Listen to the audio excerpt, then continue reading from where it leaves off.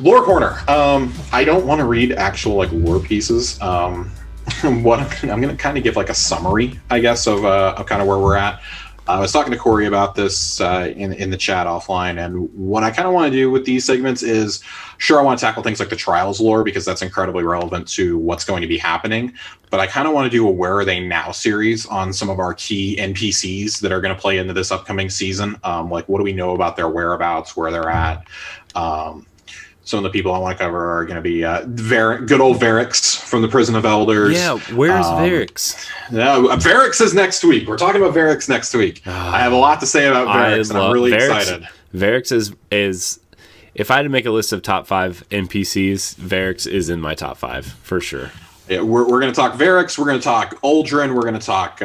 We might talk a little bit of Marasov. We're going to cover some Shin Malfor. That may have to be 2 episodes because there's a lot to talk about with him. Hey, that's fine. We can do it.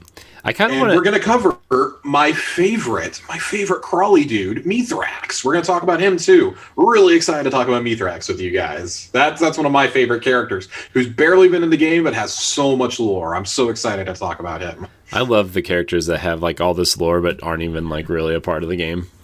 So we're going to talk about one of those today. Yes. We're going to talk about Aramis. Aramis is currently, the way that they're positioning the trailers for Beyond Light, she is the fallen captain that you see playing with the darkness powers in the trailer. They're setting her up to be the main antagonist. I do feel like that is a big red herring. I do think that there is something more sinister than just Aramis there. But Aramis actually has an interesting history within this universe. She was formerly of the House of Devils.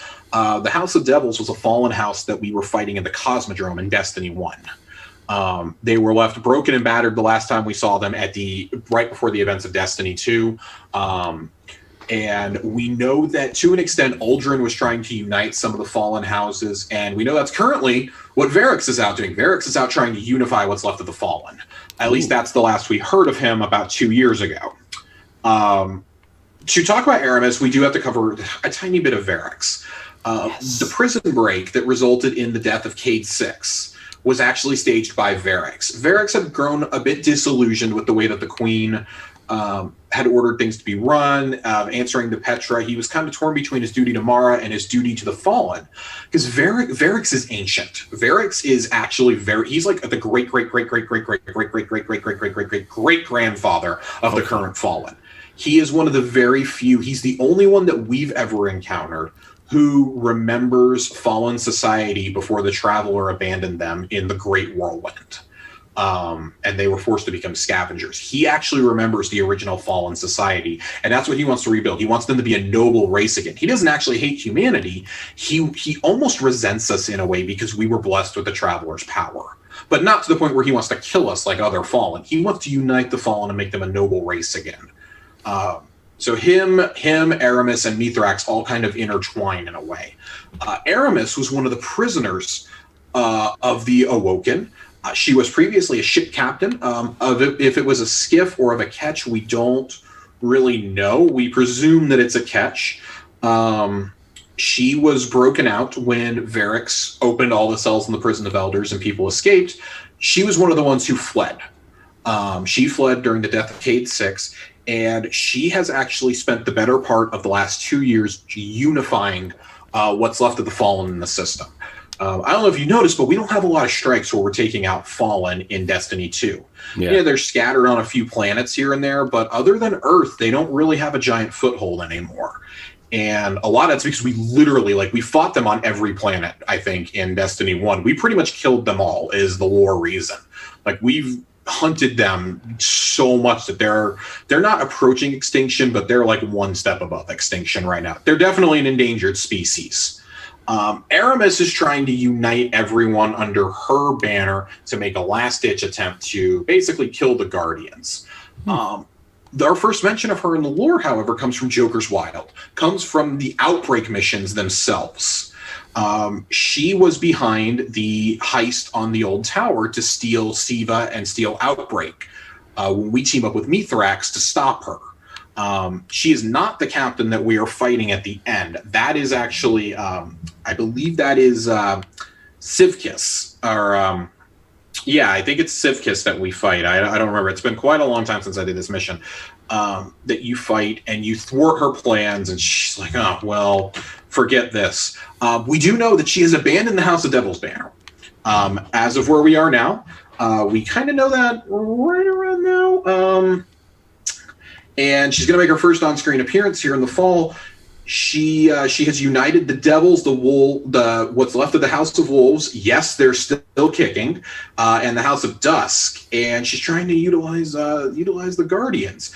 This does go in direct conflict with the original Fallen ideals and those of Varix, which is not to use those powers. She's harnessing what destroyed their civilization.